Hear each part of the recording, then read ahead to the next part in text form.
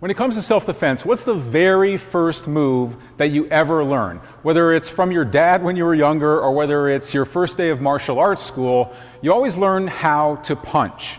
And that punch is always with your fist, usually the front two knuckles of your fist if you're going to like a martial arts school or something. However, when it comes to in a real street fight where you don't have a padded opponent, where it's just you and somebody else duking it out, a punch is a very dangerous blow to throw. And I'll explain why.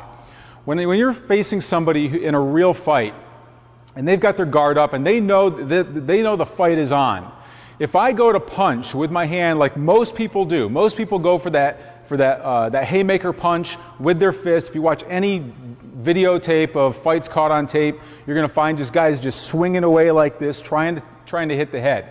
Well, the head it holds the most important organ in the body, which is the brain. And it's designed to protect that brain as bulletproof as possible as it can possibly get. So, when I go to punch this person, generally somewhere in the head, what ends up happening? Well, the brain is designed to protect itself too.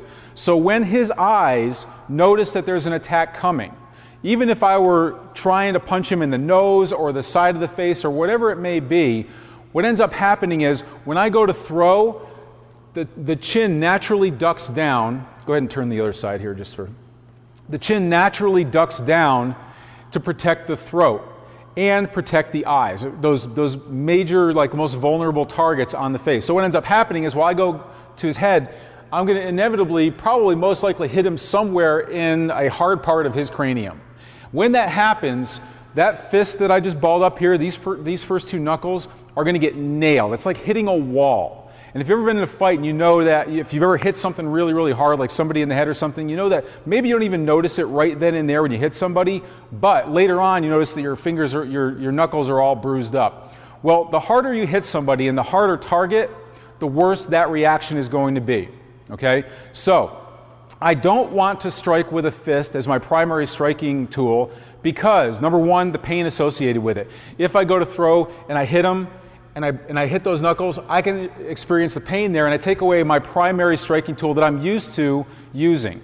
Second of all, if I do really hit him hard enough, I can break the structure. If I break these knuckles, I lose the function of these fingers. Whatever I hit with, I lose that function. So, any other strikes that my brain is still saying, no, just keep punching, are not going to be as effective as because when I hit, no matter where I hit him, I'm hitting him, my brain is sensing this is already taken out of the fight. This is danger zone. So I can't hit as hard. I don't have the structure to hit as hard when I hit this person.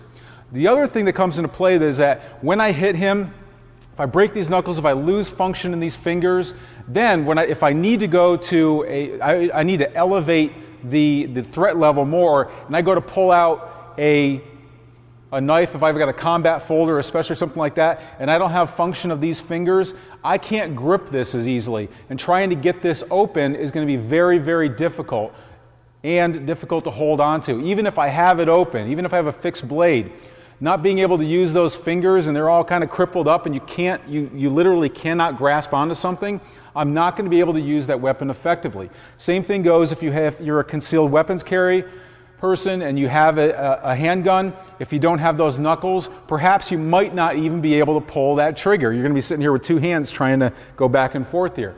So you don't want to give up your use of other weapons that you might have as alternatives. Your better options for the striking are to use parts of your body that are not going to be damaged if you hit something hard. Namely, the top three are palm heel. You can hit to the same place anywhere you would with a punch, you can do with a palm heel. But if this time if you hit something hard, it doesn't matter.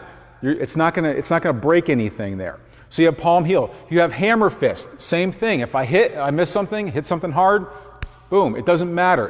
It still has a lot of power in here, and it's not going to injure anything. The other thing is the edge of hand. Just the traditional karate chop here. Just coming in, same thing. You can go to the side of the neck. Even if you hit the top of the head, you can hit a pressure point there. It's not going to hurt your hand. So those are three better options than the punch in a real fight. This segment's brought to you by CloseQuartersCombat.com. Discover how to defeat even the most violent street criminals regardless of your size, strength, or experience at CloseQuartersCombat.com.